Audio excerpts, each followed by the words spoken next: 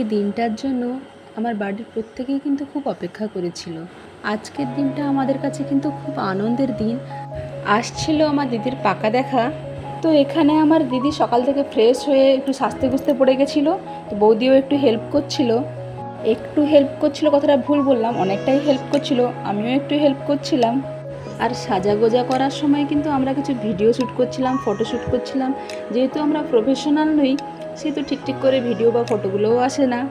আর ওরা আসতে আমার দিদি জানলা দিক দিয়ে লুকিয়ে লুকিয়ে দেখছিল আর নিজেই লজ্জায় লাল হয়ে যাচ্ছিল। এখানে চলছে ওদের জন্য ওয়েলকাম ড্রিঙ্কস তৈরি করা। আর এখন যেহেতু ওরা পৌঁছে গেছিলো, তো আমার ভিডিও করা সম্ভব হয়নি।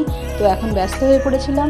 তো কিছু ভিডিও ক্লিপ আমি শ্যুট করে রেখেছি, তো ওগুলোই পরে দেখাবো।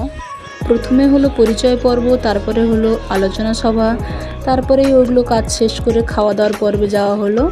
ওনাদের বাড়ি যেহেতু অনেকটা দূরে, মুর্শিদাবাদ বহরমপুরে, সেহেতু ওনারা খুব কম টাইমের জন্যই এসেছিলো, কারণ যাতায়াতেই তো অনেকটা সময় চলে গেছিলো।